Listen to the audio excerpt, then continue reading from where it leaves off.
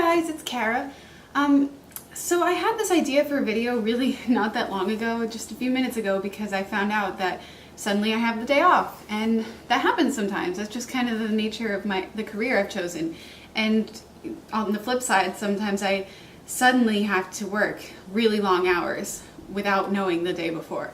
So I kind of want to talk a little bit about that because I am a freelance artist, and by artist, well, particularly I mean I'm a musician, a bass player, but I guess this video can really be applied to any kind of artist, whether you're a musician, an actor, a singer, painter, really any kind of career in the arts, just how to make ends meet. Because you know, if you've tried to pursue a career in the arts, you've been told at least once, ooh, you're gonna have trouble with that, or you're not gonna make it work. It's impossible to make a living in the arts. Like, we've all been told this, we've all heard it somewhere. Unfortunately, there is some truth to that. It's very, very difficult to make a living as an artist. Most people know this. This isn't really anything new, but it's not impossible to make a living as an artist. I'm living fairly comfortably in New Jersey, and rent here is some of the highest in the United States.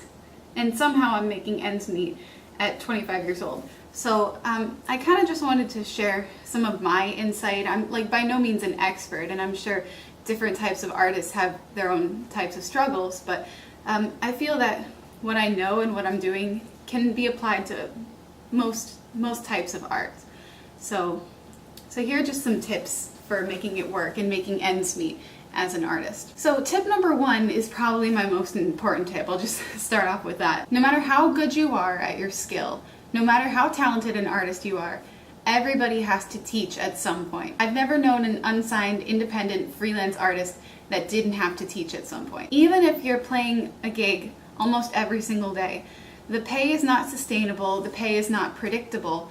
So you want to have some kind of predictable income, especially if you're living on your own and trying to move into an apartment or into a house. Your landlord or whoever you're buying from, they need to know that you have some sort of steady, predictable income, and you can get that with teaching. So there's a few ways to go about this. I'm teaching through a studio. There's a music studio close to where I live, and I've been teaching there for 3 years now, and they get me students for a variety of instruments. I went to school for bass, so ideally I'd love to be teaching just bass, but there's more money in other instruments as well. So I also teach piano, I teach voice, I teach guitar, I teach music theory. So don't limit yourself to just your instrument if you can teach other instruments, and don't be against the idea of teaching. It doesn't mean you sold out. Like, there's that stupid saying, those who can do, those who can't teach. I think that's silly. First of all, we need teachers, and also I don't want a teacher who can't demonstrate what they're teaching. Like, a good music teacher should be able to demonstrate the music that they're teaching. So first of all, there's that, and second of all, you can still be an artist and teach. You can still go out and play shows. You can still do whatever it is you're doing and teach. So there's nothing wrong with teaching. Don't be against that. Another way you can get into teaching if you're not using a studio is just, like, I guess by word of mouth, like letting people know that you're in their area and you're available for lessons, like putting up advertisements online, making, maybe a Facebook status. Just somehow let people know that there's a teacher in their area that can teach whatever it is you're teaching, painting, music, dance, whatever it is you're doing. Number two, get yourself as many connections as possible. So most of my connections came from school, and because I went to school for music. But some other things that you can do is, for whatever area you're in, email schools in that area, letting them know that you can play a particular instrument. So if they ever need that instrument, like for a school musical or something like that, they can contact you. So, but that's just an example. Just go out of your way and contact people who could use your service. Like don't wait for that work to come to you. Go meet people, introduce yourself to people, email people. Like, go out of your way so people know who you are, so if they ever need that particular skill that you have, they'll have someone on hand. They'll know that they can contact you. So, like, again, like, I can't stress this enough. Don't wait for things to come to you. Go get them. Go find them.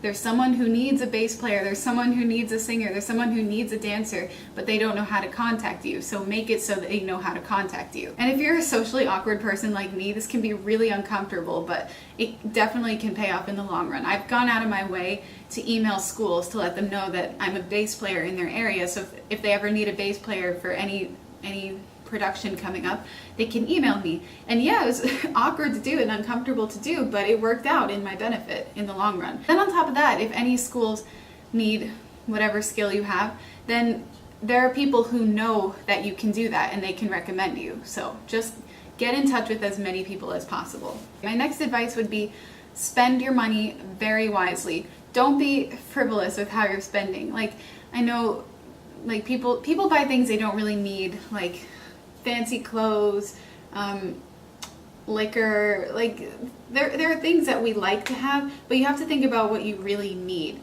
Look at your bank statements at the end of the week and decide what was an impulse buy and what you actually truly needed.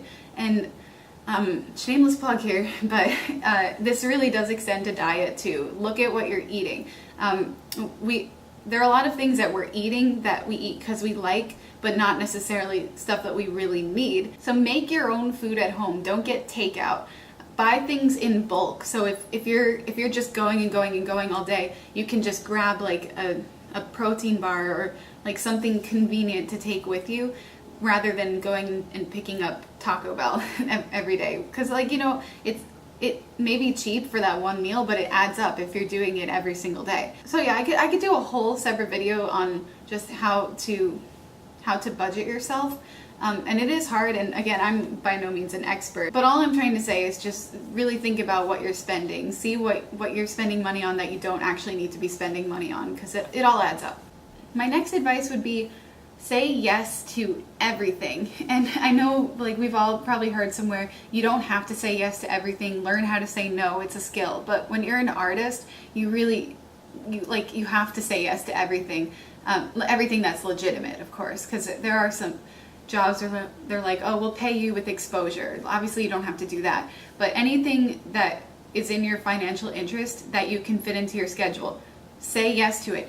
Even if it's something not relevant to what you studied or like what you want to be known for. For example, I am coaching a color guard for a high school, and that's something, I mean, I was in color guard in high school, so I know how to do it, but that's definitely not my area of expertise. That's not what I went to school for. I went to school to be a musician.